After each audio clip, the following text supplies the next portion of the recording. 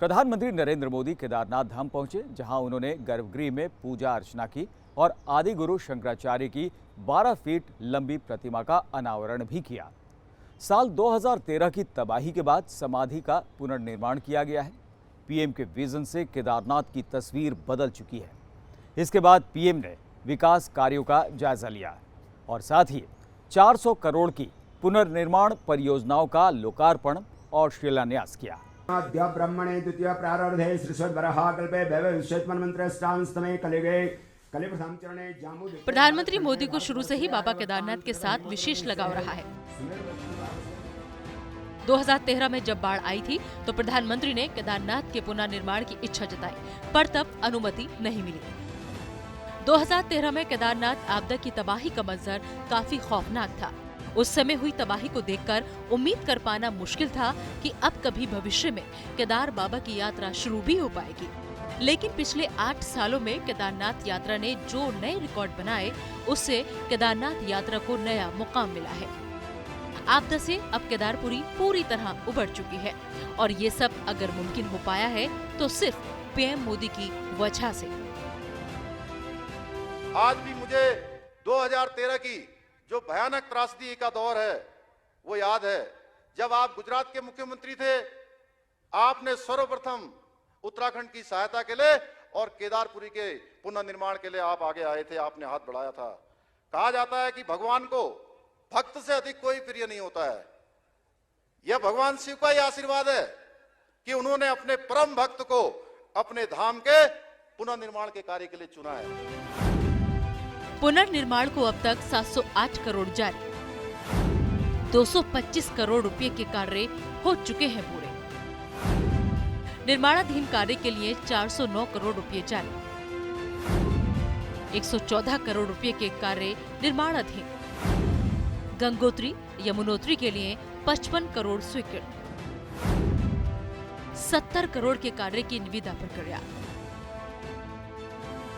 प्रधानमंत्री बनने के बाद मोदी ने लगातार केदारनाथ के दौरे किए, करोड़ों रुपए खर्च करके नई केदारपुरी बनाने का संकल्प लिया, खुद निर्माण कार्यों की मॉनिटरिंग का जिम्मा संभाला।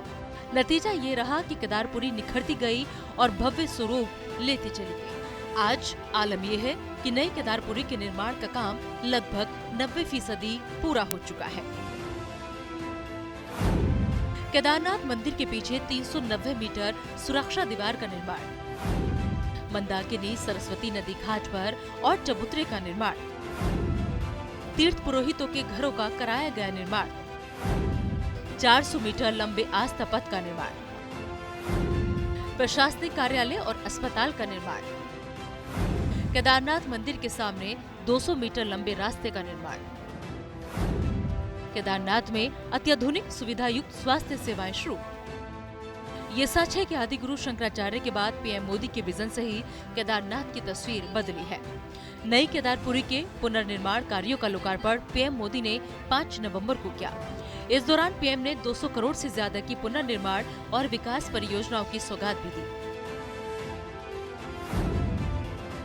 आदि शंकराचार्य की समाधि का लोकार्पण, केदारनाथ धाम में संगम घाट का पुनर्विकास, 200 करोड़ की पुनर्निर्माण विकास परियोजनाओं की सौगात। केदारनाथ में 150 करोड़ की पुनर्निर्माण की आधारशिला रखी। गरुड़ चट्टी को केदारनाथ से जोड़ा गया। केदारनाथ धाम में 7000 यात्रियों के ठहरने की व्यवस्था। केदारनाथ में आई त्रासदी को याद करते हुए पीएम मोदी भावुक हो गए। उन्होंने कहा कि आपदा के बाद लोगों को लग रहा था कि क्या उनका केदार कभी फिर से खड़ा हो पाएगा, पर उन्हें विश्वास था कि केदारनाथपुरी आन बान शान के साथ खड़ा होगा। मैं मुख्यमंत्री तो गुजरात का था, लेकिन